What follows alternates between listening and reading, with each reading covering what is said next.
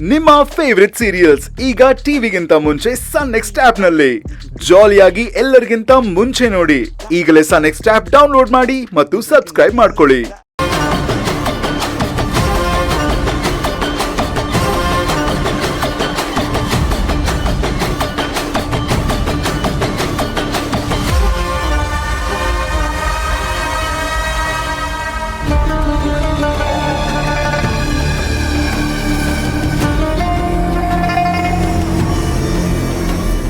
ಕೂತ್ಕೋ ಮೀರಾ.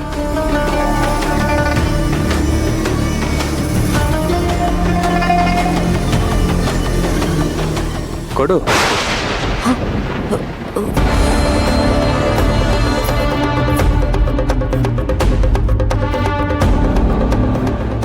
ಮೊದಲು ನೀನ್ ಕೊಡ್ದು ಆಮೇಲೆ ನನಗೆ ಕೊಡು. ಕುಡಿ.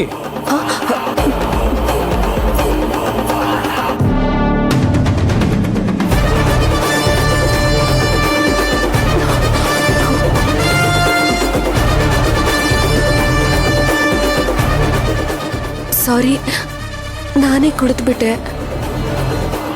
It's all right, no worries.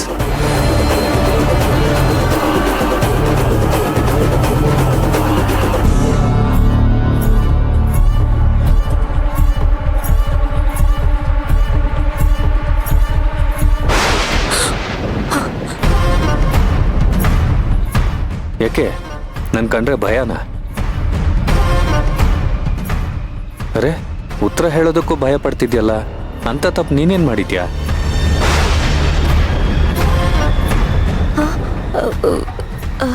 ಇಲ್ಲ ಸರ್, ನಾನು ಯಾವ ತಪ್ಪು ಮಾಡಿಲ್ಲ. ಮತ್ತೆ ಭಯ ಪಡೋಷ್ಟು ಕ್ರೂರವಾಗಿದ್ದೇನಾ ನಾನು? ಇಲ್ಲ ಸರ್.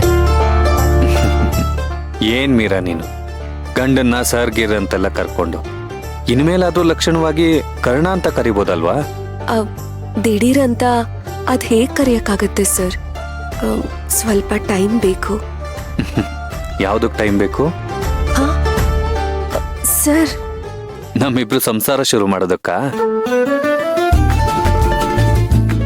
ಮೀರಾ, ನಿನ್ ಬಗ್ಗೆ ಖುಷಿ ವಿಷಯ ಏನ್ ಗೊತ್ತಾ?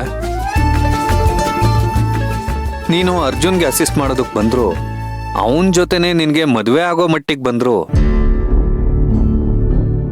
ಈ ಮನೇಲೆ ನೀನ್ ವಾಸ್ತವ ಇದ್ರು, ನಿನಗೂ ನನ್ಗೂ ಅಷ್ಟಾಗಿ ಒಡನಾಟ ಮಾತುಕತೆ ಈ ಥರದ್ದೇನೂ ಇರ್ಲಿಲ್ಲ.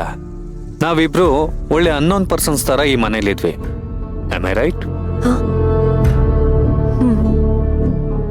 ಬಟ್ ನಾನ್ ನಿನ್ ಕುತ್ತಿಗೆಗೆ ಮಾಂಗಲ್ಯ ಕಟ್ಟಿದಾಗ, ಅದು ನಿನ್ನ ಒಪ್ಪಿಗೆನೂ ಪಡಿದೆ ನಿನ್ನನ್ನು ಅಟ್ಯಾಕ್ ಮಾಡೋ ತರ ತಾಳಿ ಕಟ್ಟಿದ್ರು,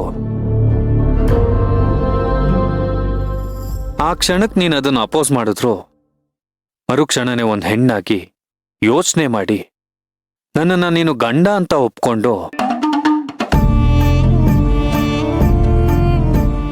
ಈ ಮದುವೆನ ಒಪ್ಕೊಂಡ್ಯಲ್ಲ, ಅದು ನನ್ನ ಮನ್ಸನ್ ಕಾಡೋದಕ್ಕೆ ಶುರು ಮಾಡಿತ್ತು.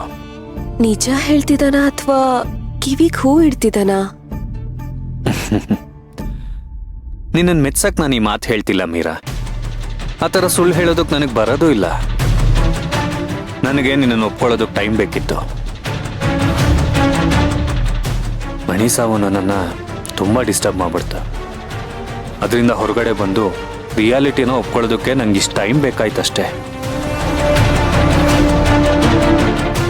ಯಾಕೆ ಮೀರಾ, ಅನ್ಕಂಫರ್ಟಬಲ್ ಅನಿಸ್ತಿದ್ಯಾ? ನೀನು ತುಂಬಾನೇ ಡಿಸ್ಟರ್ಬ್ ಆಗಿದ್ಯಾ. ಐ ಥಿಂಕ್ ನಿನಗೆ ರೆಸ್ಟ್ ಬೇಕು ಅನಿಸ್ತಿದೆ. ನನಗೂ ನಿದ್ದೆ ಬರ್ತಿದೆ. Good night.